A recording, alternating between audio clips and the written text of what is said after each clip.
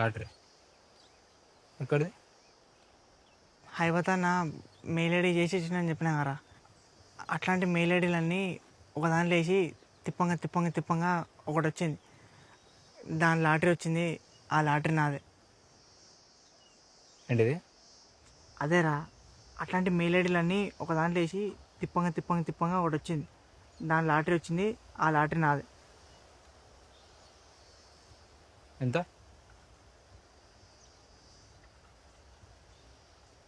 వేలా? కోట్లు.